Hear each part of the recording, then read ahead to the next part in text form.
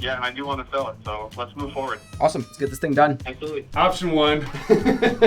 We've had some developments since you've seen that last bit. This is like the most legit home theater I think I've ever witnessed. Congratulations, you guys. What a journey. I know, right? Today we got some cool stuff going on. We got a client that we originally talked to on Friday, had the listing appointment yesterday, Sunday. Today we're getting them the last info and we're gonna hopefully get them signed. And then this one we're gonna get photos for immediately because it's vacant. And the goal is to have it on the market before the end of the week. So let's see if we can get it done. So now hop on the phone with the client. We're gonna make sure all of our priorities are in line. So that's what we're gonna be talking about on this call in terms of timeline, photos, staging, expectations, team introduction, all that good stuff coming now. Hey, Josh, what's going on, man? Hey, how's it going? I'm good. How's Monday been treating you? Oh, very busy, but good. Busy is good. I like busy. Did the previous agent kind of walk you through what all was going on in the neighborhood right now? I'm sure she gave you some information. I know there was one property that was nearby, same similar size, for sale. I think it's been on for 60, 70 odd days, maybe 100 something days. Like that. Yep. And they dropped their pricing down to, I don't remember, 440 or 430, something like that. Yeah, there's one, it's an identical property to yours. Been on for 125 days now. They've got that one down at 449. The photos are really terrible. It's gonna be the last property to sell, like that's currently on the market, unless they drop the price like crazy. The presentation is really, really bad, so they're just getting less traction to it in the first place. Otherwise, like the floor plan and finishes look almost exactly identical to your spot. So that's the closest thing that we have on the market. There was another one, it closed for 448. They actually got above the asking price. So there's definitely demand in the neighborhood still. That one closed August 7th when other stuff was a little bit slow, and it was in 9 days. And obviously it generated a lot of demand for that because they had the VA loan where someone could buy it for 0% down. Hyperlocal, just looking at, there have been 5 sold results in the last 8 months. And of those 5, 4 of them were staged. And of the ones that are sitting on the market, only 1 is staged. It would be a disservice of me like advising you to not highlight how crucial staging is in neighborhoods like these. Like just having that there gives you such a massive lift over the competition because you take away all the burden of people imagining, like I said, of them imagining how they're going to live there. I realize that that's not cheap, and at the end of the day, if it comes down to, hey, we can have this thing on the market for a couple months unstaged, or if we stage it, we need to sell it like now, otherwise it's getting rented again, then obviously we're going to choose to, keep fighting and take a little time on the market unstaged, because that time at the end of the day will be more beneficial than the staging. So just kind of wanted to get your thoughts on that again, if you had any time to think about it. Well, yeah, I mean, that's, you nailed my concerns. You understand my concerns clearly. Yeah. I guess it just comes down to how much is the staging and how quickly will it move it. I would be very, very confident about it making a pretty big difference. For your house, we'd stage only the main living areas. So the kitchen, breakfast nook area, the living room, the office, and the primary bedroom. And staging on that for a month would probably be somewhere around $2,200, including move in and move out. I believe in that so much, I'd be willing to split it with you and pay the consultation fee. Yeah, that's definitely something I'll consider. I'd have to talk to my wife just to be clear on it. Yeah, of course. Yeah, and there's nothing that we need immediately. Of course, if we wanted to go that route, we'd want to get rolling on it, because then I want to get photos with the staging for the interiors as well. And then, yeah, like I said, it's depending on which direction we do go now, we can have it on the market kind of at the drop of a hat. Okay. Well, you've definitely built rapport with me, and I'm feeling confident in your ability. Yeah, and I do want to sell it, so let's move forward. Awesome. Yeah, no, appreciate the confidence. If it makes you feel any better, I do about 4 to 6 properties a month right now. So I do, have a formula and a system for this. I'm not just making stuff up and blabbing out fancy words. If that's of any comfort. No, it definitely does. I can tell from our conversations that you know your stuff and that you you're well studied on it, so I appreciate your expertise. Quick question. Yeah. You said I thought on the phone when we first talked, you said your fee was 2.5. Is that not true? Is that not correct? I definitely would have said 3 if we had talked about it before. Like I said, it is negotiable. If there was a time to negotiate, that would be now.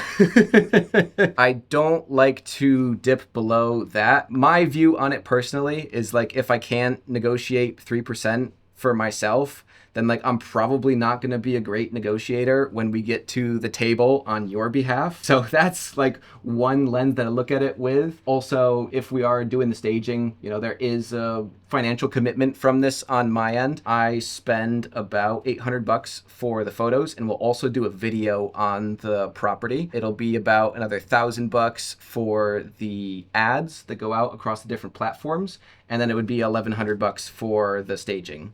So just to be transparent, those would be my hard costs. And then, you know, we'll do a team intro call, and you'll meet my business manager, Madison. There's her time on this. There's my transaction coordinator, who you'll meet as well, and then my marketing guy. So it's like there's a business I'm running on my end, and I do need to keep certain margins to keep that up. So 3% is where I'm at. All right. Yeah, send it over.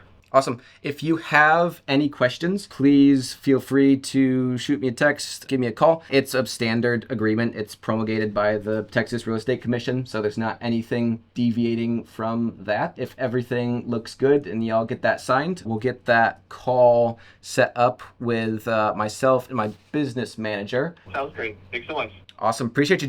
Let's get this thing done. Absolutely. Thanks. Alrighty. Have a good day. Yep, you too. Talk to you. That's tough with the commission, you know? It's like people selling their houses and tight, thin margins. But at the end of the day, like I'm running a business on my end too.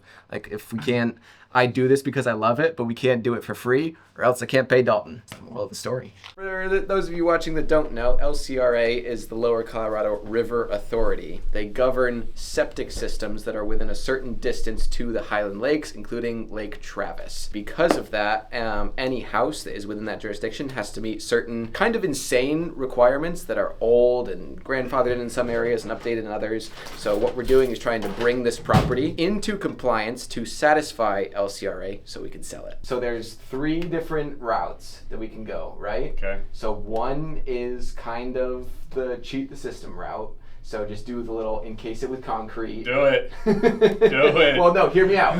Hear me out.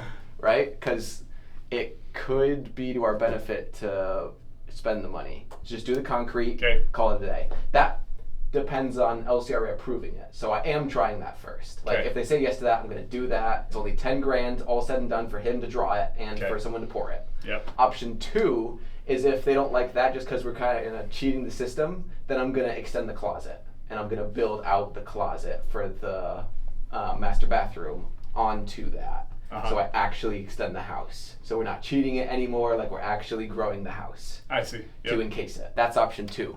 Option 3 is we add a slightly larger pump, we add a larger field, and we add a larger lift station that meets the code Mhm. for the bathrooms that it serves. All of that would be very expensive and would take time, but not that much time. Yeah. But that would allow me to have a total of 7,000 living square feet on the property. Because it's air conditioned, the garage is technically living space because it has a finished concrete Yeah. floor and walls.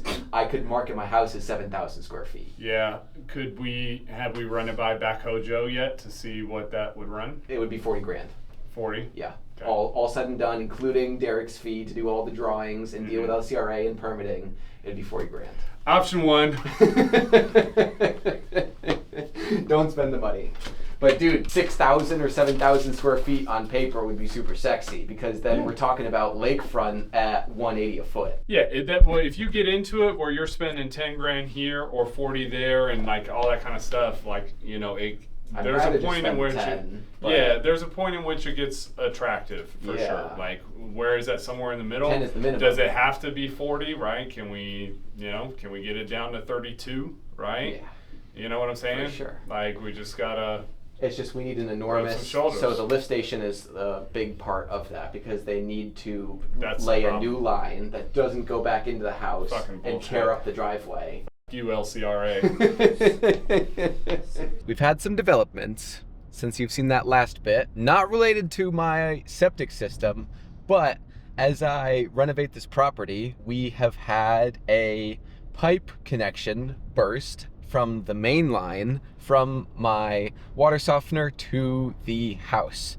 So there was many gallons of water pooling up around a corner of my property where that line had the burst. So my water was off this morning, and I've got a crew in there currently digging a 6 feet long by 3 feet wide by 3 feet deep trench so that the plumbers can access this pipe, replace the fittings necessary, and we can bring this thing back to functioning. Homeownership is not for the faint of heart. It is often one of the most challenging and most rewarding experiences from my personal experience, at least anecdotally. Things break with a house because they get old and they need to be replaced or fixed or just regularly serviced, and sometimes there's unexpected stuff like this. I do kind of look at it with a different lens though. It's like I've experienced pretty much every painful thing you can with a property at this point. So when my clients experience those things, I'm like, don't worry guys, like we got it under control. If I haven't done this at least 3 times between other clients, I've actually also done it for my own personal house, been through that experience.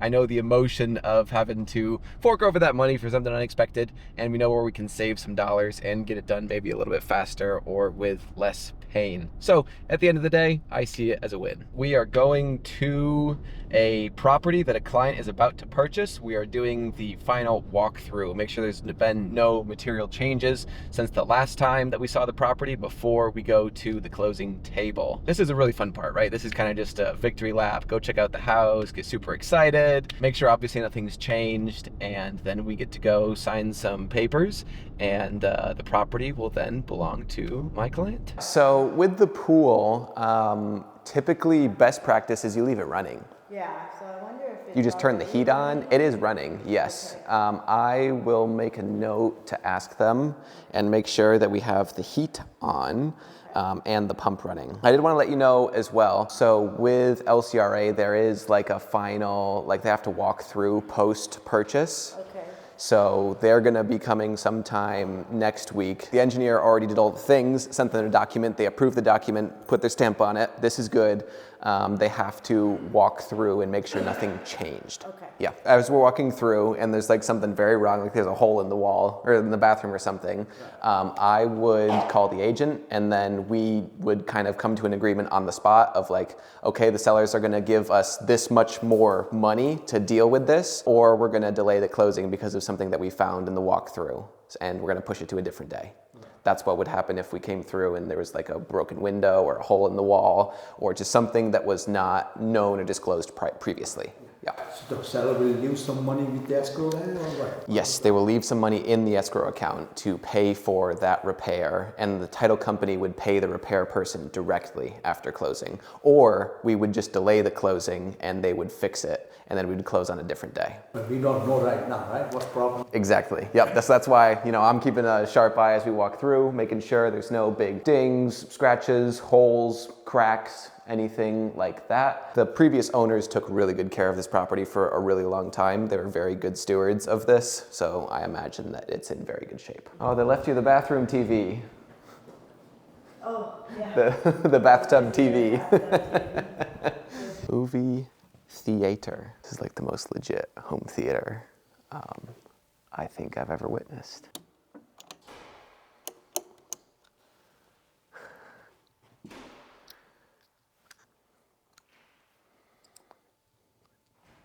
This is sick. Talking about balcony, talking about property. Oh yeah. This is the top balcony. Sweet lake views from up here. You can kind of see where the lake comes in at the bottom of the property. Yeah, this is sweet. How cool is this? Huge storage room. We've got the furnaces, 2 water heaters, and a lot of access to things that would otherwise be very difficult to access in a house this big. Super cool utility, and then all the built-in shelving for storage. Tons of storage for days. You don't have to stuff it all in your garage. Only thing I'm noticing is they still have the sod dug up over here where the sewer caps are. And I'm assuming that's because they know that LCRA is coming next week. And I think they need to visualize where those caps are in that final inspection. So I just have to make sure that they have someone scheduled to move this dirt back into place after that happens. So we got like 3 pieces of sod over here so they can visualize the caps. So I will make sure that the service has already been paid for and scheduled to come back and fill this in after they come next week. Okay. So many places to hide things in this house. Hide and seek would go crazy here. I love the double island. So much utility. You get seats all through here. Then you have the second island for actually prepping. So it's kind of like a buffet island.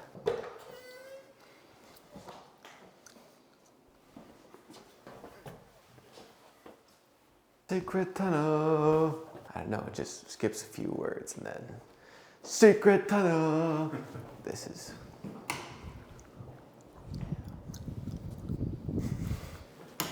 What a view.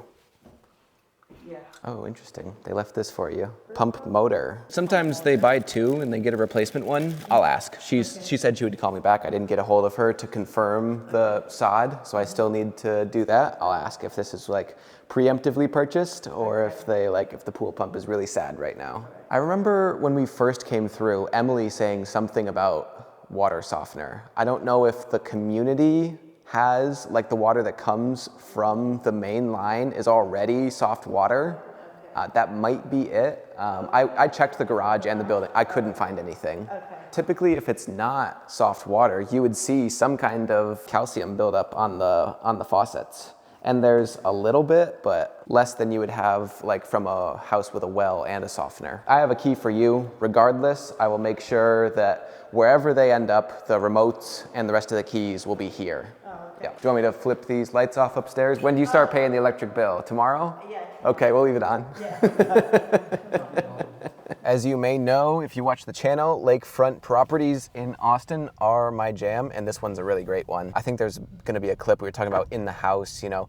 It wasn't really marketed as a lakefront property because there wasn't a dock in the water, but this is a lakefront property. You go down to the edge of the property line and it extends into the lake. So you can just drop a dock down there, and this is totally a lakefront property. Beautiful one. Absolute steal out here in Jonestown. Won't say the exact number, but this client saved north of $500,000 off of the purchase price on this property. Absolute bargain. Everyone's happy to get it done, and she's gonna love this house for probably a very, very long time, which makes me happy. Now we are headed to the title office. Now we get to sign the documents, transfer the property, and get paid. I just wanted to clear up before we get to the closing table. I saw that there's still the dirt and the sod dug up for the sewer caps. I wanted to make sure that the sellers had already taken care of, paying and or soft scheduling that to be filled back in after it's done. Right. I saw your text message when I sent mine, and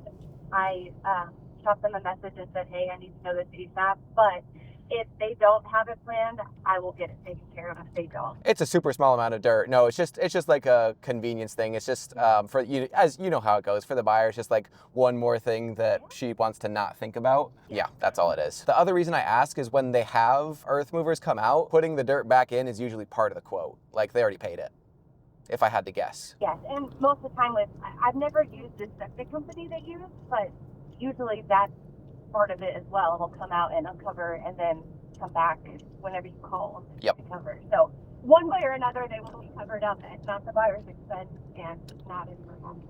And then, so I'm pretty sure there's not a water softener in the house. Do you know if the community water is if it's softened? So it's through the city of Jonestown. Not a lot of people have water softeners out here, but I mean, it's not so hard that it's, not usable or anything like that. Right, yeah. I don't have a water softener and I live out here. Yep. Yeah. Interesting, yeah, because I looked at the faucets and, there's a little bit of calcium buildup, but nothing like there would be if it was really hard water. Like I've got a property that has a softener, but it pulls directly from the lake, and even with the softener, there's crazy buildup on all the faucet heads after a couple years. So that's what I assumed was the case, but I just wanted to check, so that's good to know that you live there too, and it's not that hard. One last thing as we were walking through, there was a box next to the patio door labeled new pool pump. I wanted to check with them to see if like the current one is broken and that's why that's there, or if that was a spare. It's still functioning and everything's working great. They were like,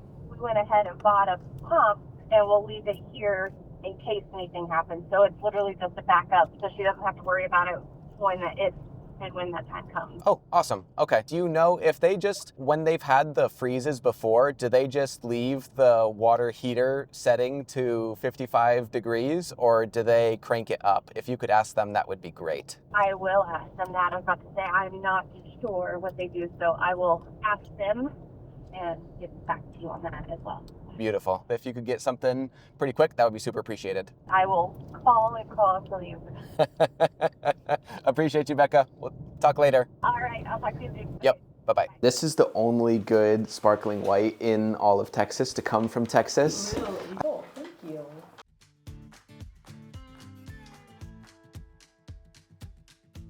Congratulations, you guys. Thank you so much. You were awesome. And What a journey. I know, right? We are closed. So if you don't know how closings work, for the people out there, both parties go and sign. And once the last party signs, whether there's a loan in place and there's a lender that needs to fund the transaction, or if it's a cash transaction, once the second party signs, then the funds disperse, the property gets paid for, and the buyer takes possession. So that is what just happened.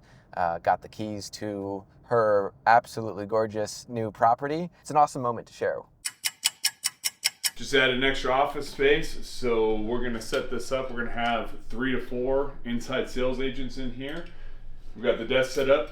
We're gonna do drapes, 360 all the way around. We're gonna really try to muffle the echo in here because we're gonna be pounding the phones. And then we got acoustic wood slats to go on this wall. We're gonna make a little studio setup.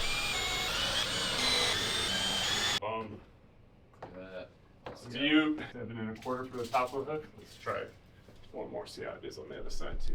Top of the hook. 6.5. Can we drift it a little? That's not bad. 3/4 of an inch over To 6. what? 20 feet? That's not bad. I blame Dalton. He eyeballed it. Hey, 7. I'm telling the person with the worst eyesight here.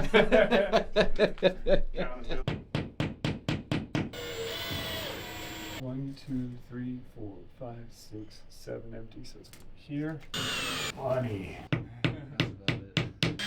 And the noise difference in here versus Substantial. when we started today is like no echo, just bouncing off the walls. All right, let's wrap it up there. Yep. How good is that look though? You know, those. It's great. Yeah.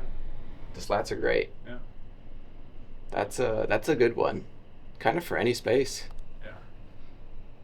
Like it a lot. Sick. Yep. What up? It's cameraman Dalton. We never really ended the construction segment and nobody's here anymore, so I'm gonna show you around. So we never showed this wall while we were building it, but now we have curtains everywhere for that. We also have monitors on this desk now, and this was the curtain that was shown in the little montage. And we have our little recording studio over here with our lights. We've actually already filmed something in here now, so it'll be there or there, I don't know. But the goal is we're gonna put more curtains over there to black that out. There's gonna be a curtain with a rod over there, and there's gonna be a curtain with a rod right here, and then the whole area is going to be blacked out. And that is the end of the vlog. If you liked it, please hit the like button. Let us know what you want to see more of on this channel, and please hit subscribe. 92% of you are not subscribed, so we'd love to see that number go down. New vlogs every Thursday.